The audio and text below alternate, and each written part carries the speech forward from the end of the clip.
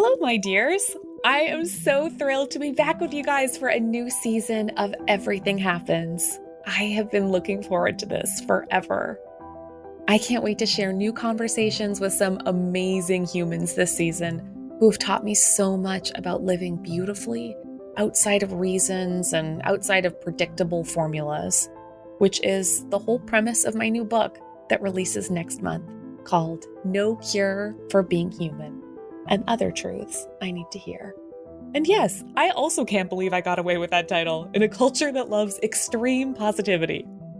No Cure for Being Human is about my own experience, trying to move forward with a life I didn't choose. So how do we embrace the life that we have, the one that is a chronic condition? What kind of wisdom do we need to live here like this? Anyway, so that's my brand new baby book, and I'm so excited about it. If you're interested, you can mosey on over to nocurebook.com and make my mom extremely happy by buying a copy. Okay, and me too. All right, my loves, we have an amazing show today. I can hardly wait, and I was already there. Here goes.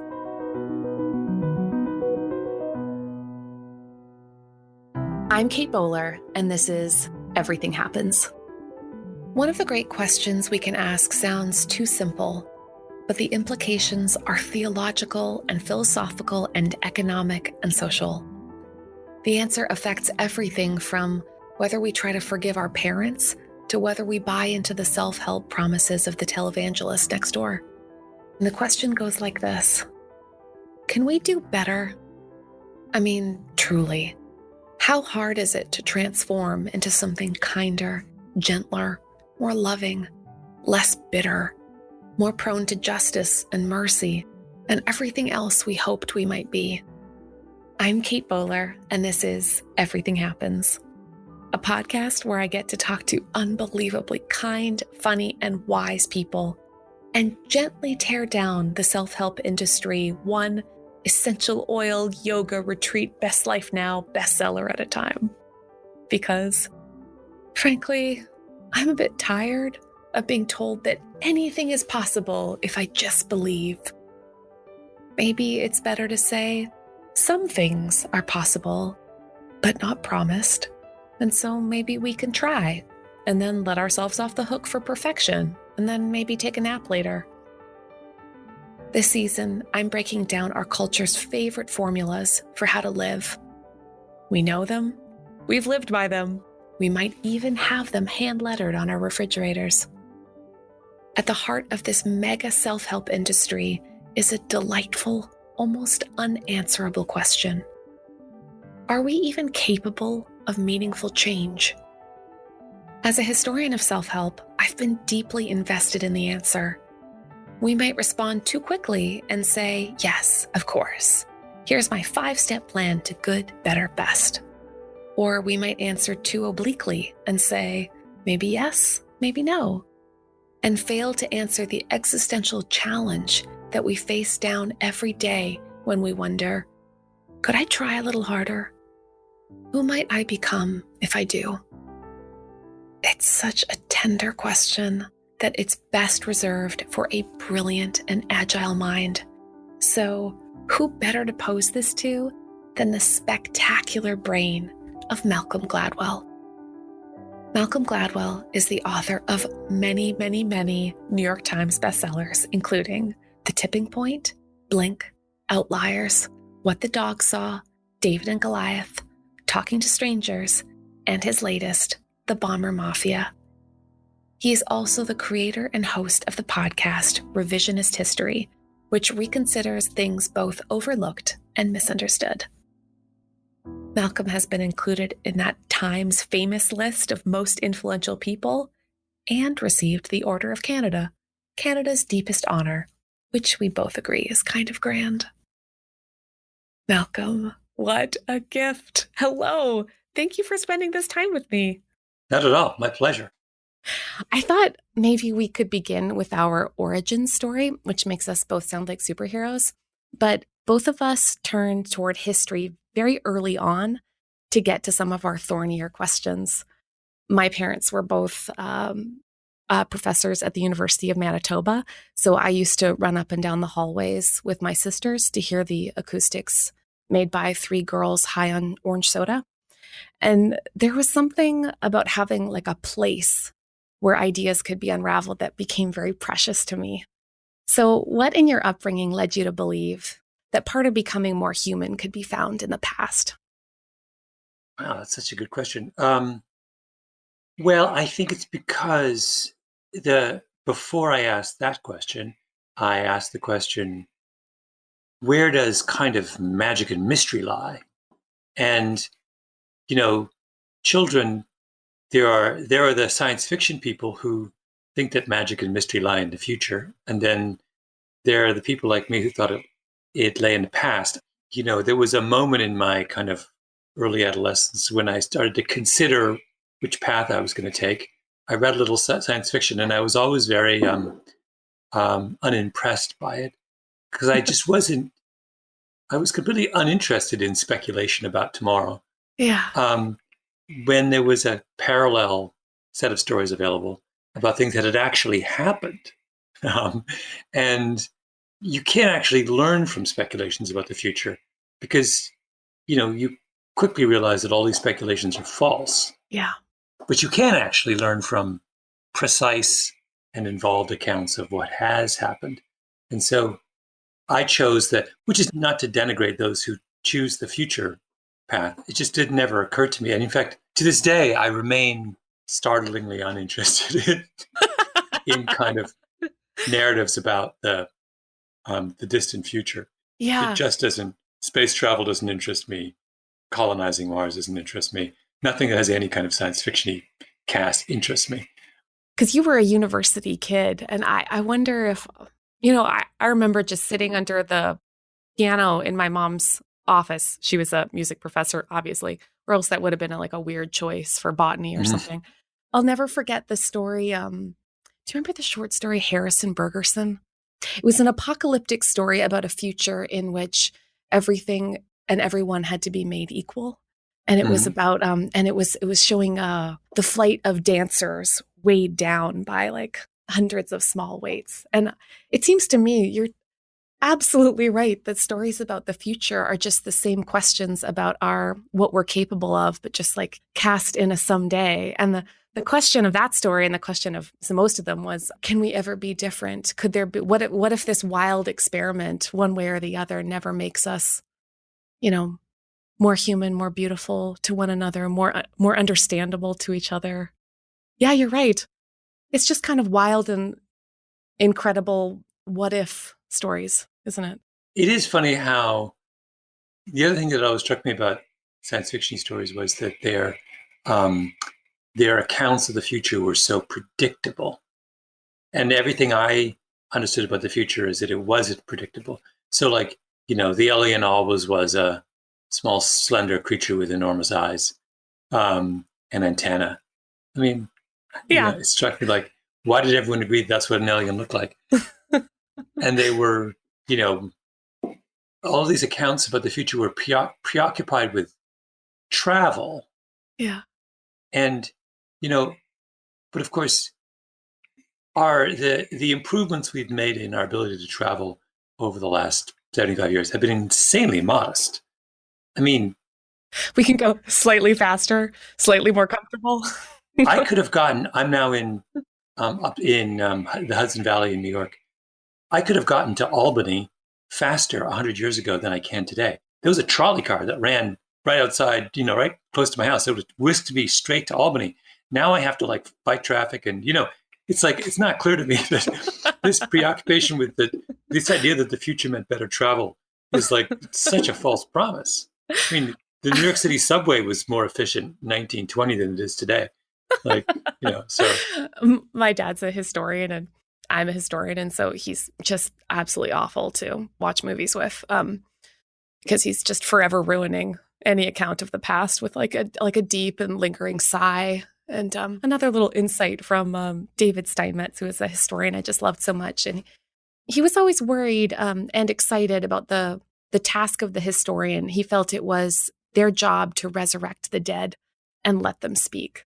But when I read your work, I'm just reminded so often of just how that's a much more difficult task than we imagine. So why is it so difficult to extract the truth from the past? Well, is it more difficult than extracting the truth from the present? I think actually it's easier than extracting it from the present. It's easier when we no longer have a direct stake in many of the battles that are being fought. It's easier for us, the interpreter, to be fair. I think that's one thing. Yeah. And like I put out this book a couple months ago called The Bomber Mafia, which was this book ultimately about the firebombing of Tokyo. And it would have been very, very difficult to be as removed and dispassionate as I was about that issue in 1945 when the firebombing actually happened. Really, really hard to be critical in any way of the American military in that moment because the war was still going on.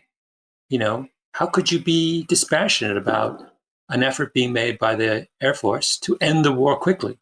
Now we can think about it with it is possible for the audience, not just me, I'm not American, but for American audiences to actually reflect critically on their own military's actions in that war, in that phase of the war.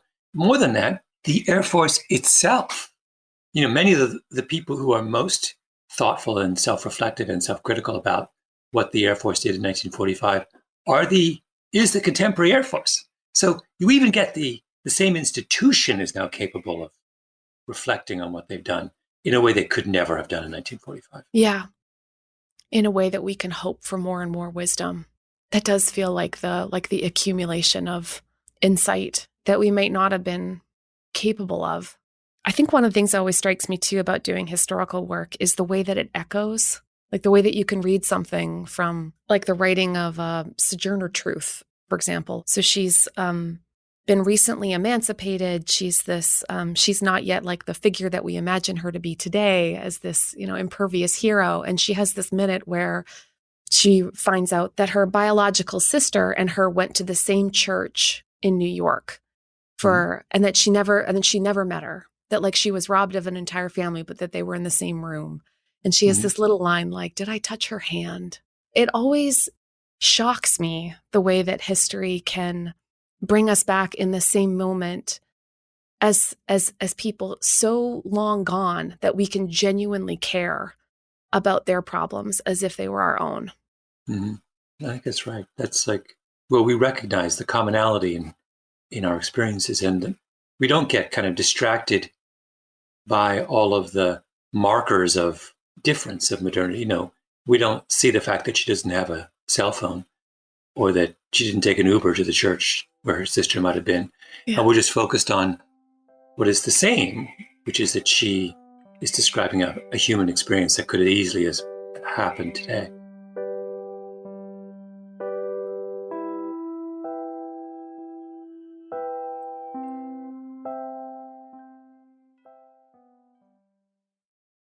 You're so playful in your work.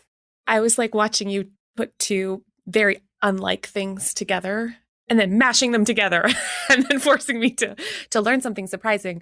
And one of the great obstacles to change and to improvement and to finding that common humanity with others is that it seems really quite difficult to really even learn from the experience of others. And in your book, Talking to Strangers, you uncover a lot of different, really compelling reasons why those differences, that is, talking to people that are unfamiliar to us, really is like quite a divide. Can you tell me a bit about the kind of illusion of asymmetrical insight and why it does make it difficult for us to really see through the eyes of others? Yeah, it's this really fascinating idea that psychologists have played with, which is this notion that when we analyze our own reasons for doing things, or our own behavior, we are incredibly attentive to nuance and complexity. Why am I fighting with my friend Jeff? And if I'm thoughtful, walk around that issue and give you all kinds of, and particularly when I'm accounting for my own personality, I recognize that My personality changes in different contexts, but when it comes to explaining other people's behaviors, we tend to be very reductive. Yeah. So even as I would say, I'm complex and have all of these different dimensions, but Jeff's just so selfish. Jeff's a jerk. Like, even when you said it, I was like, that guy sucks. Yeah, right. So that's the fancy name for that, which is something that we all do on one level or another, is the illusion of asymmetrical insight, which is that we are perfectly capable of acknowledging the complexity of ourselves, even as we deny it in our views of others. And it's a puzzle because you would think that having gone through this elaborate process of understanding our own complexity, we would be more than happy to grant that same generosity in our interpretation of others. But we just don't. Even as I can look at Jeff and say he's selfish. But if Jeff tries to analyze me, I'm like, oh, whoa, no, wait a minute, hold on. Yeah. Like, stop right there. You can't be so reductive in your assessment of who I am. Yeah, I had 12 good reasons for that. Yes. Yeah, that's the same.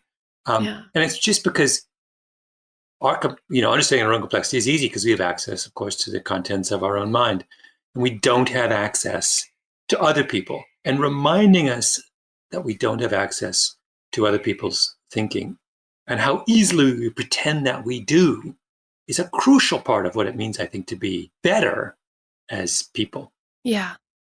As a historian, I had to learn like some of the tools that anthropologists use to do, cultural studies and interviews and stuff. And so many of my early, little journals you take in order to keep track of ethnographic experiences. For me, I was studying televangelists. So it was always me in a pew.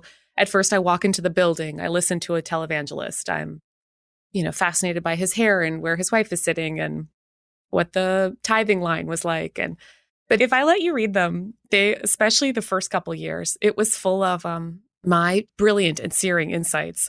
They're apparently very easy to discern motivations and claims, and it's kind of wild how much I would interpret personally. Like I would just imagine that every aspect of these sermons or this experience really in some way reflected me and what I was going through. And it took me a bit to realize that even I was feeling entirely differently about my life, especially as someone who was sick in a church that celebrates wellness. But I felt wildly different if I sat near the choir and felt suddenly uplifted and buoyant, or if I sat near the where everybody sits when they need wheelchair access and watching the little wrinkle on their forehead when they hear a verse about how God has promised them all things. And part of it, I'm sure, is just entirely perspectival. And the other was just, the implicit arrogance of always assuming that I know just because I imagine myself to be like an intuitive person. Yeah, it's sort of linked to the idea we've just been talking about, which is, this is another idea I was interested in talking to strangers. Transparency is the assumption that people's inner emotional states are reliably and plainly displayed on their face or in their body language. Yeah. So that transparency is the assumption that if you right now are feeling sad, I'll be able to tell by looking at you. Yeah. And if you dislike me greatly, I should be able to tell by looking at you. I mean, we can go down the list of all the things. And it's a really powerful and seductive notion because a lot of the time people do operate with a certain amount of transparency. In particular, certain people operate with a certain kind of transparency. But what throws us are those instances or those people who violate that assumption. I spend a lot of time talking about this in the legal context because it's a real problem when you're trying to judge someone's guilt or innocence. If you believe that guilt or innocence is something that is represented plainly and reliably on their face, if you think that remorse is a thing that is reflected in the way that you look, that has a huge influence on whether you think someone deserves to go to jail for 10 years or should be let off with probation, right? Yeah. And it's very hard to convince people that human beings are not reliably and plainly transparent in the manifestations of their emotions. And we get into so much trouble and make so many mistakes with people when we jump to conclusions about their emotional states based on this really simplistic idea about how emotion is manifested. Yeah. Like, it's kind of crazy how dumb we are in the inferences we draw about others. Yeah. It seems to make it incredibly difficult to even know how to change if we're so fraught with these cognitive slippages that trick us about our preconceptions. What kind of virtues, if you don't mind me saying, I think you call us to certain virtues when you're asking us to return to a kind of teachable, changeable place? All of these things, I think, come back to it's some version of humility, because what we're asking people to do is to revisit their assumptions and entertain the possibility that they're wrong. Has been a big theme in all of my work. It's the central theme of my podcast, Revisionist History. To be interested in history and making sense of what has happened is, to my mind, explicitly an action rooted in humility. That the only reason to do it is if you're open to the possibility that what you believe at this moment is not correct. Yeah. Otherwise, you're just wasting your time. If you're just looking, if it's all a grand exercise in confirmation bias, then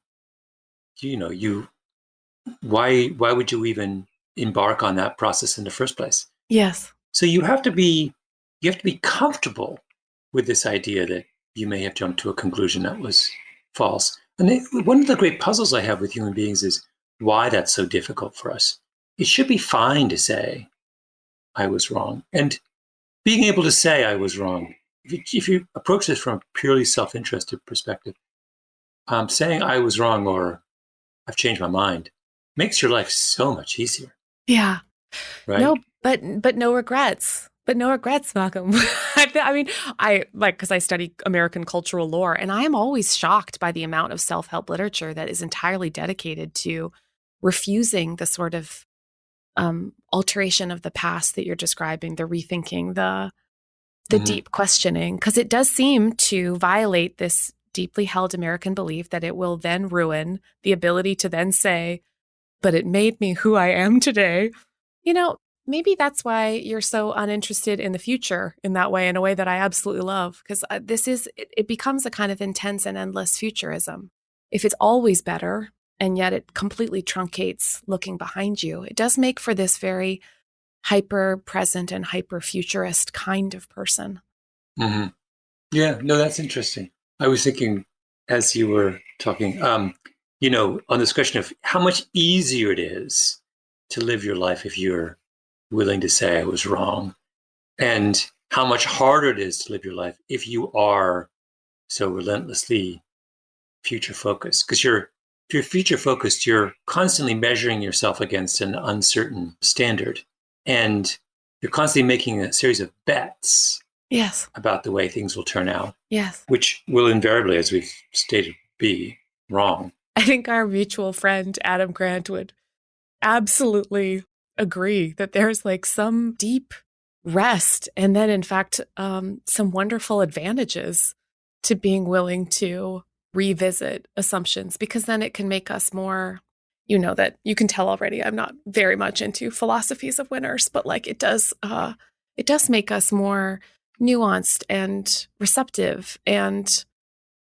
dear God, like capable of responding to the world, to seeing the lay of the land and playing the course that is, instead of the one we wish it would be.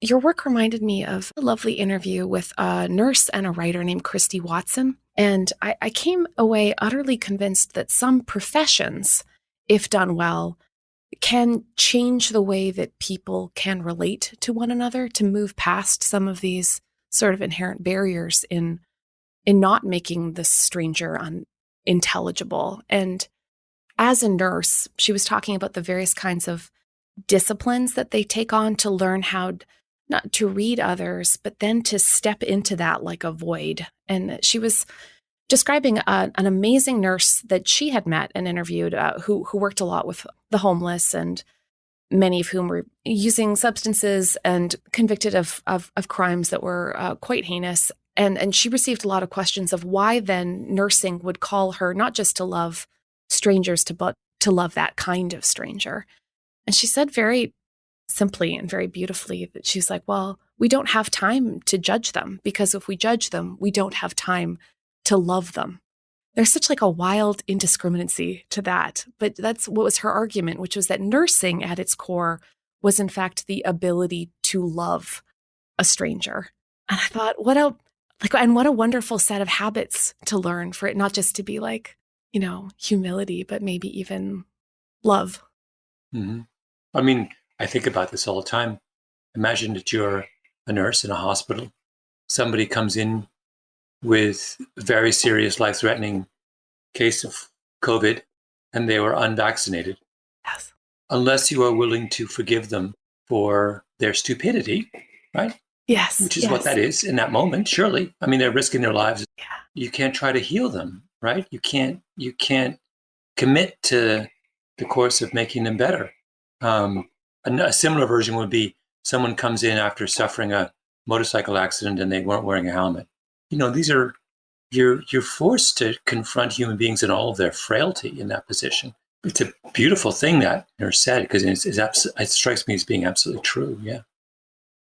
Forgiveness it's such an intense word, and it's such a massive kind of undertaking to bridge that big gap between us with something that might come from inside of us, like all of these little habits, like postures of humility and being willing to, revisit your own assumptions, and like that kind of deep work it takes just to make enough space for someone else to walk into your life and possibly change it or change you. Sometimes I wonder too how much of change also must come from outside of ourselves, that aren't just like these little tiny steps we take. I know that you and I both have a similar interaction with the same story. So I grew up in Winnipeg, and you're from a small town in Ontario, and we were both born in England. So this is the time when I pause and say that we are twins, just gently separated at birth. When I was little, there was a story in Winnipeg that we were all very deeply invested in, and it was the disappearance of a 13-year-old girl. And we all watched this little girl named Candace Dirksen, and she was just walking home from school, and she completely vanished. And I know you were also very deeply affected by that story. If you don't mind sharing about it, about what happened to Candace and what the response of her parents taught you. Yeah, I write about this in my book, David and Goliath. Wilma Dirksen, Candace's mother, even before they arrested someone for the crime of, the daughter was later discovered dead, sexually abused, she publicly forgave her daughter's assailant, which I just thought was such an extraordinary and powerful act of kind of courage, among other things, moral courage. To me, it's one of the most kind of powerful statements of the value of faith, because it was Wilma's Christian faith that permitted her to grant forgiveness to her daughter's killer. And if faith can do that, then to my mind, it has to be real. I think of that kind of courage as almost superhuman. Could only have been done with the assistance of some kind of supernatural entity. I like the way she describes too, even those first moments when she used the word forgiveness and says, like, I couldn't even have known what that meant at the time, but it felt like an unbelievably brave swimming upstream against her own emotion and her own fear and her own grief. And then just to imagine that, like, it wouldn't just be the things inside of her, but that God and love would somehow like turn the current from against her to toward her. I just, that sort of little boost or grace, it reminds me of this description Willie Jennings, a theologian, has about what grace is, and like just for a moment to be able to see through the eyes of God. Yeah, so when I was rereading Talking to Strangers, I just paused to think about that, because in the enormous chasm between us all, there are all the things like humility and rethinking that we might do in order to bridge the space between us. And then every now and then, we just pray for the miracle of a surprise, that we might be able to have a little bit of help in making that chasm somehow crossable. Mm-hmm. Mm-hmm. I've only ever had it every now and then, but really not very often, to be honest. The the ability to like see the world a little bit as it is. Yeah. Then it kind of goes, which is really annoying. Yes. There's a phrase for that? The ineffability of insight. There's this wonderful, I've forgotten the exact phrase, but that it has the word insight and ineffable in it. It's this phrase that, and there's a whole literature associated with that particular idea that insight is mysterious and fleeting. Yes. I do think there is something about these moments, like the tragic, which is a place where I live a lot. So I think about the way that suddenly like love is made possible, but it wouldn't maybe have been possible in like ordinary time. Like it's a little less possible sometimes like on a bus than it is Mm-hmm. like in the hospital room or like in times of great need.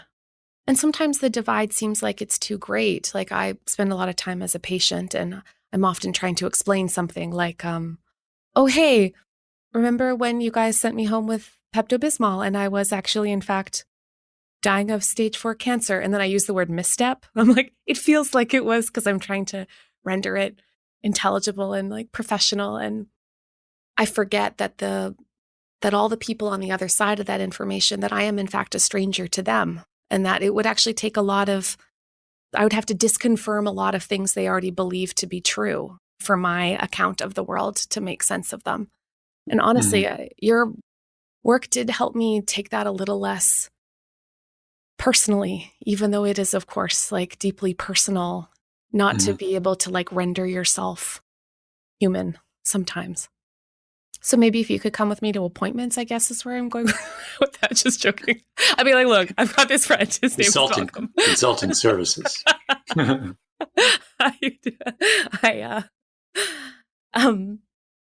a weird thing. I don't know how we get there.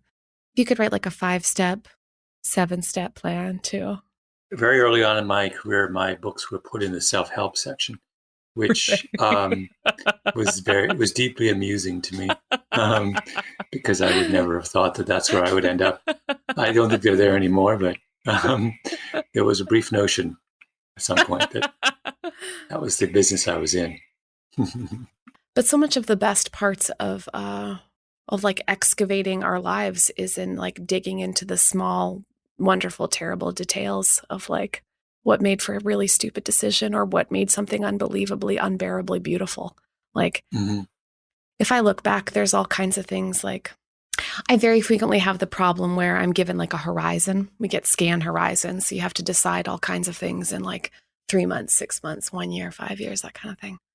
And it has made me so much less in love with the future and also not even in love with like the just endless bullshit love of Marcus Aurelius. I mean, why must we always imagine that Marcus Aurelius really has solved the problem of a hyper distracted, non-present mind? But just but in turning back and feeling like there were breadcrumbs everywhere, maybe leading to something, maybe just leading in a circle. But most of my good decisions were that way because they usually led me back to something like the feeling of counting my son's eyelashes and making sock puppets for something very dumb. And then often deciding to invest in work, like really beautiful work, even if nobody read it. I always find that the past still leads you to a surprise. I know all of your work does. And I wondered if my guess was that part of how you change is how you work, is that you discover new things and you play around with an idea and then you turn it around in your mind and then you let it become something else. Is that a good theory? Yeah, I think there's some truth in that. That if to go back to our earlier point, that if what it means to change is to be useful, change starts with humility, with the willingness to take it for granted that you're usually wrong. I get to rehearse that in my work. Yeah. Right? Since I'm actively searching for things that disprove my own intuitions. Yeah. That's an extraordinary privilege. Most people's work doesn't require that of them. Not because it's inferior work, but just it's the nature of the work. If you're if you're a carpenter, you better not be doing that if you're a Yeah, carpenter. But it so happens that my job does allow me to do that. And that's something for which I'm eternally grateful. Yeah. I feel convinced reading you that we are changeable. And that does always feel like a promise. So thank you. It's a lovely thing to say. Thank you.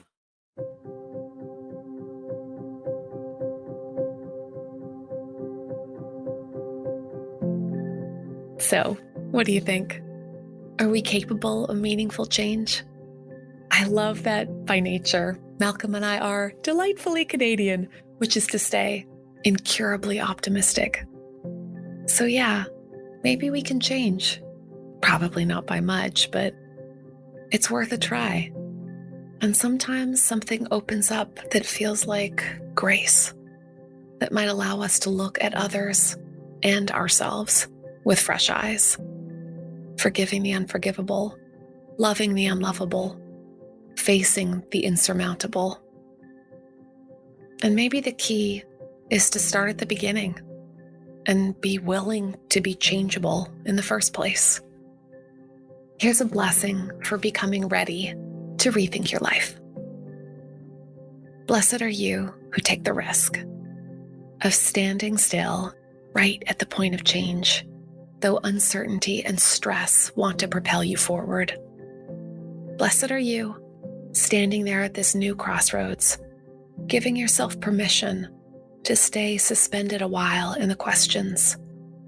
Maybe this isn't. Maybe I don't want. Maybe I need. Suspended in the reimagining, discerning until you find the thought threads of what if lead you into a settled if then. And then you know it's yours. Blessed are you, gathering what you need to move forward in this new awareness, this new peace. That with truth comes a deep and settled calm that you'll know when you see it.